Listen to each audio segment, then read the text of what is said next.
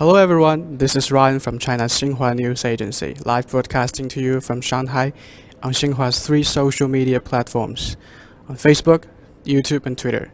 Beside me is my colleague and friend Rachel, and she will let you know more exactly where we are now.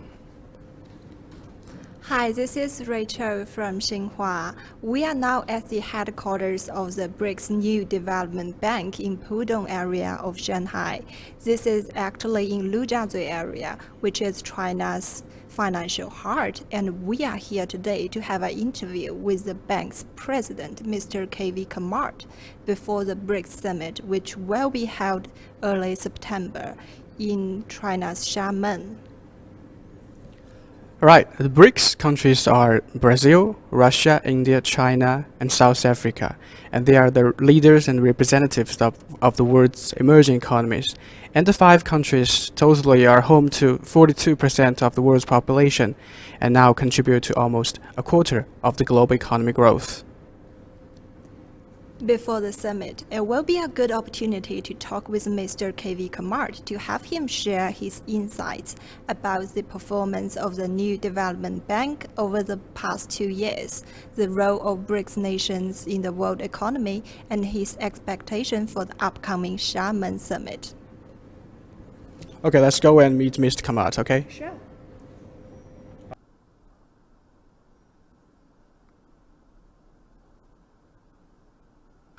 First of all, thank you so much, Ms. Kamath, for allowing us to meet you before a very important meeting, which will be held next month in China's Xiamen, that is the BRICS Summit. And what kind of expectations do you hold for that upcoming event? And is there anything you would like to focus on if you are going to make a speech or something during the event? Thank you. I think this is now 10 years since 5 countries have come together to form the BRICS, and we believe that during this period, these countries have cooperated on the economic front in particular, and we focus as the NDB on that aspect because we are an outcome in a way of the economic togetherness of BRICS. I think the theme spells it out. Deepening partnerships is the theme, and a brighter future. And I would think that discussions at the summit will be around how to achieve this. How do we build stronger economic partnerships, and how do we build a brighter future for our countries? As far as the NDB is concerned, I think we look forward to this summit so that we could present our progress, say where we have reached in the last now heading to 2 years, and where we want to head going ahead in the next 2 to 3 years. So it gives us a good opportunity to present ourselves, as it were, to the leaders. The bank was officially launched in 2015, actually in July. So what do you see as the biggest achievement over the last 2 years? Well, I think as with any new institution, the biggest achievement is building a strong foundation. I think over the last 2 years, we have been able to do that. Foundations are built in terms of people, in terms of policies, in terms of practices. And once you build that, you then actually start building the superstructure. I think we have got some way into building the superstructure also. And the superstructure in our case is actually doing business, lending and raising money, which we have done. So I think when you look back at the 2 years, we can say with confidence that the foundation is built, it is strong, and we can now drive the superstructure. And I think one of the biggest achievements is also the issue of green bonds in China. It's seen as a great success. And does the bank has a kind of new plans for issuing similar bonds in the foreseeable future in maybe not only the member countries but also non-member nations? That's a very important question for us, for the reason that the leadership of the BRICS countries have also signaled very clearly, and particularly over the last 1 year, that local currency financing is something that is the way of the future. So we have taken that signal very clearly at the NDB. And it was in that context that we last year approached the government of China for approval to raise a renminbi bond issue and raise the first tranche of 3 billion. That is out of an approval that they gave us to raise 10 billion renminbi. So I'm happy to say that this year, based on the progress that we have made in projects in China, we will need to raise another tranche of renminbi financing. It probably will be between somewhere between 3 to 5 billion renminbi out of the approval that they gave. I think we will need to draw this year. So we will approach the market in the next 5 months, 4 or 5 months to meet this requirement. At the same time, we are looking at issuing bonds in local currency in our other member countries. Probably India will be one of the first ones, where there is a well-developed market for a bond called the Masala bond, which is a rupee bond issued offshore. And our dialogue at the bankers in Russia and in our other member countries indicate that there is good scope to raise local currency bonds in these countries. So during the latter half of this year, we will explore how to approach these markets and how do we test doing an issue in these markets. But I think as of now, the renminbi bond issue appears quite clear. We want to go ahead with a second tranche. The Lingang Solar Power Project is the bank's very first project. I remember the bank's signing ceremony with the Minister of Finance and Shanghai Municipal Government last winter. We went there to see how that has been coming along and made this video. Let's have a look. Would you like to have a look? Oh, that's wonderful. Yeah, the solar panels are all coming, and there's only a small part left.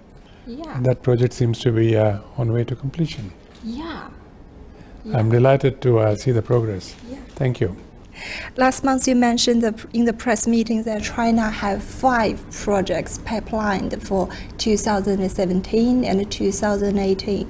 Do you have more information on that? Well, I think we will make an announcement very shortly, because 2 of the projects have progressed very well. And we expect that we should get approval for these 2 projects during this month. So by August, internal approvals will be through.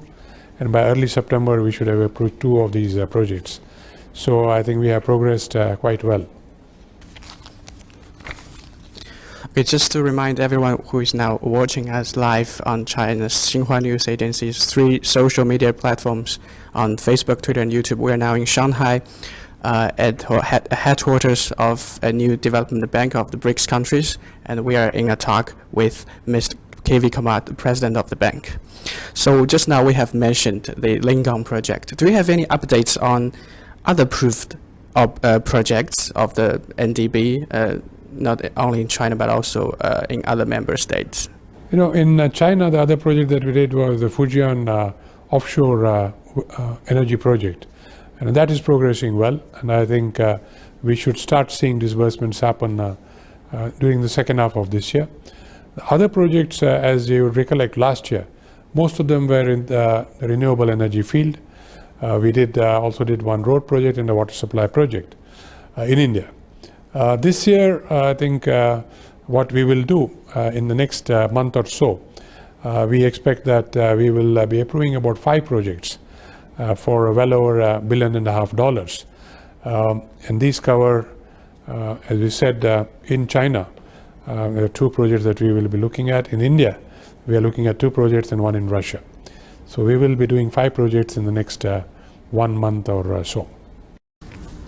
For the next 5 years, 2/3 of the bank's project will be in sustainable infrastructure development.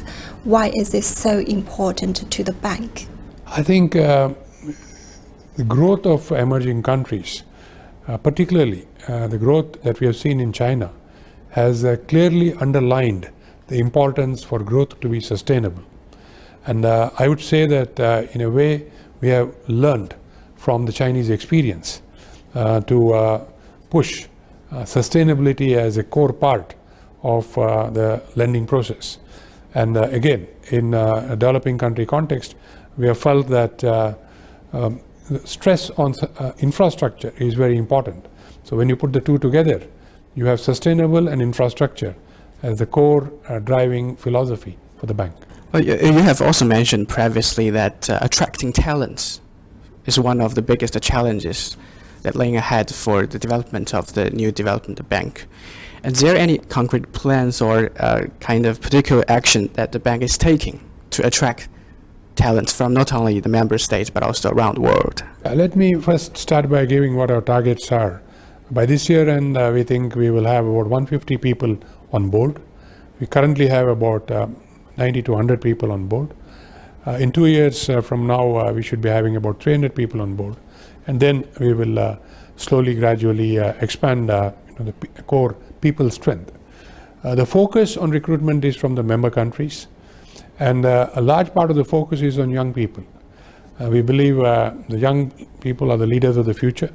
So we are taking young people, well qualified professionals with some experience in various businesses that we would like to do from our member countries, and that will be the path that we will follow. These young leaders will be supplemented by more senior people, a limited number, who can guide, train, and build the organization. So that's the model that we are trying to build. So far, it's been a very interesting task. Initially, it looked like a challenge, but as we have gotten used to it, it now is a process. People around the world is now talking about black swan and grey rhino, and it's indeed getting harder and harder to predict the world economy. Will this shadow the bank's performance in the future, and how are you guys going to cope with that? These are very important trends that we need to look at. I would think that we, at this point in time, we are trying to build an organization which can respond to these sort of threats. And what is required to respond to these sort of threats is a very agile organization which can change shape and character as challenges are seen on the horizon, or even before they happen. I think both the Black Swan event is a sudden event which happens once in a few centuries, so it's in a way unpredictable. But the grey rhino is something that is visible, and you could probably take steps. I think things are going beyond a grey rhino in today's context, and we will need to look at how those trends impact development bank. So, for example, the advent of green power, storage of green power could have impact on fossil fuel based power plants, those that are already there and those that might have been planned. So you have an event which is completely different. Again, the advent of artificial intelligence, again the advent of new ways in which people transact, so including Uber, including Airbnb. The demand for certain products may go down, the demand for steel may go down. So a variety of things which we had not thought of could be happening as we go along. And I think it's necessary for a new bank to be aware and build this in to its own assessment. BRICS countries as a whole are viewed as the leader and the representative of the emerging economies in the world. And what do you think, how do you evaluate the role of the emerging economies, in the global economic governance, not only at the present stage, but also in the future? If you look at what is happening, as the emerging countries are now in a position to stand on their feet, start standing on their feet, and then trying to script their own future, things start changing. In a way, that's what's happening with the BRICS countries. I think we are all countries from the south. They're all were at some point emerging countries. Some are still in the process of emerging. They're now saying that we will try to stand on our own feet and maybe chart our course. And that, backed with strong economic growth in these countries, I would say sets a new equilibrium, as it were. And we are seeing the start of that new equilibrium. This oft-repeated statement that the 5 BRICS countries together, led by China and India and the other countries, account for more than 2/3 of incremental global growth.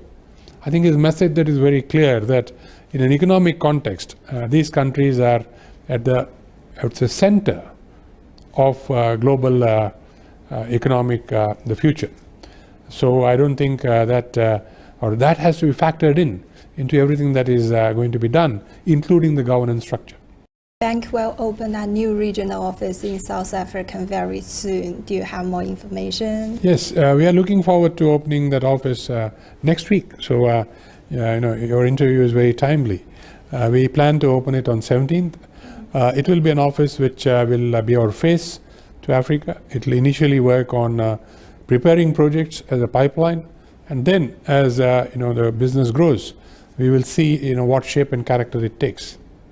And after this Johannesburg regional office, do you have plans to open other regional offices in member countries or even in non-member countries? Yes, the idea was to open offices in member countries. The timing is not yet determined, but we are finding the need to have in certain countries representation because of distance, because of language, and because of the need to develop good projects. So that's ongoing work. We would like to remind everyone watching now us on China's Xinhua News Agency's 3 social media platforms, Facebook, Twitter, and YouTube. We are now in Shanghai at headquarters of the New Development Bank of BRICS countries, interviewing the bank's president, Ms. KV Kamath. And the next question is, the NDB, the bank is expecting some actions in adding new members in the next 5 years or so. Is there any concrete plan or some directions for that already in shape? Well, let me say that our articles provide for membership to be expanded to and open to all members of the United Nations. It's the first step. Second is we have to set our own process in terms of how do we actually get members on board. That work has been done. The third step is really for the governors, the board of governors of the NDB, to take a decision on actually admitting new members and the timing. That is still work in process, and we are in dialogue with our board of governors. Hopefully, sometime during this year, we will have directions from them how to proceed. Looking forward, what will the bank be like in 5 years or 10 years? Well, we have just scripted our 5-year strategy, which is been actually put on our website. Broadly, we expect that in 5 years we should reach a loan book, approved loan book of around 32 billion plus. That's the base case, and there is a more optimistic case where it could be 45 billion. Of course, by then we would expect most of our capital, the share capital, to have come in, maybe with only a small installment, maybe one installment or so yet to come in. So capital would have come in, the business would have grown in a healthy manner. I would think that given the staffing that I mentioned earlier, we should be set for normal business in 5 years from now. What is yet to be done in the 5-year horizon are some of the things that I mentioned in terms of how will the landscape change. What will be the advent of things like the grey rhino or beyond, and how do we need to change in our own context. I think these are things that we will need to look at, and I'm sure that my colleagues are very active in looking at and mapping that. But the current 5-year strategy is set. How is the bank going to achieve the goal of being an important international financial institution in 10 years? There are 2 or 3 things that we will need to do. One is try to be innovative, because the way the world is changing, one response to the challenges that you articulated earlier is to be innovative and to be ahead of the curve. So I think we will try to be innovative in terms of new products, the way we do business, the way we raise our liabilities, the way we fund projects. I think we will need to do that to be successful in this horizon. And the second way is we need to get the right people with the right mindset to execute on these changing circumstances. I think that's probably going to be our response in this context. People nowadays are also talking about protectionism. It's kind of thing that should have been dead, but unfortunately it's still taking its toll in some areas. But the BRICS countries, on the other hand, have committed to a more open and cooperative mind. To what extent do you think is that important? I mean, the open mind or a cooperative mind be important in creating a dynamic economic growth in the future? You see, the very fact that the emerging countries are now getting a voice, I think underscores what you said. Once they get a voice, they understand what are the intricacies, what are the challenges, is there any self-interest in articulating a particular strategy, and what is right for common good, I think is being understood by the emerging world, the emerging countries. And I would think that that is the voice that now you hear from the BRICS leadership. Clearly, that voice is going to be heard, given the, as I said, the strong position that the BRICS countries have in terms of global growth. And once the voice of the BRICS is heard, I think other countries will also, follow this voice. Is there any concrete methods or measures that the BRICS countries are going to take? I think because more recently the trade ministers of BRICS countries have met in Shanghai and jointly agreeing to post protectionism. They have any new... See, there are several ways in which this could be done. One is, of course, trade barriers. And they always talk of trade barriers.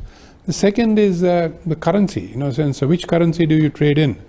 And I've seen in the last 1 year, starting with the leaders of the BRICS countries, down to the finance ministers and the trade ministers, all talk of using local currency.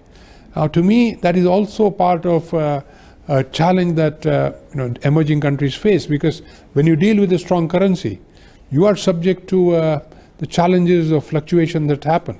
So we need to learn to work with our own currency. So I would guess the new architecture that we will see in terms of emerging countries asking for a level playing field, asking for a non-protectionist environment, and so on, will encompass many more dimensions than they did in the past, including, as I mentioned, currency as an important part.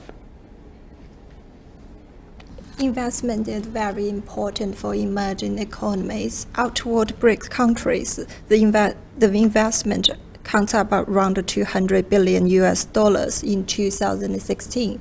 But the investment between the 5 countries account for only 6%. What kind of measures should those countries take to boost that? I would think that first was coming together, which the BRICS countries have come together. I think the next is to see common interest and the feasibility of setting, or making investment in each other's countries. I think that is now happening at a very rapid pace and led by China, because China is today in a position to actually invest in other countries. Now, if you look back 5 years or 7 years back, China was, I would think, occupied with setting up investment in China itself. Whereas now you can take it out to other countries where there's opportunity. I'm taking China just as an example. And as the other countries grow, they will look at similar structures in each other's markets. So I would think this number that we talk of 6% is set to accelerate, because I see large directional flows from BRICS countries to other BRICS countries in a variety of businesses where markets are suddenly developing. The other reason why it didn't happen earlier was in some of the other recipient countries, the markets had not developed. But now the consuming market has developed, and as such, the investment market will actually grow very fast. So I would think give it 3 years and we will see a completely different picture. If we have this dialogue, we will be complementing the growth in this sector. That's a promise. It's a promise. And also, not long ago, the BRICS finance ministers and central bank governors, they met in, I think, in China, in Shanghai. And the 5 countries also agreed to set up a cooperation on public-private partnership, which is the PPP model. And is there any certain area that the PPP model is going to work best in your point of view?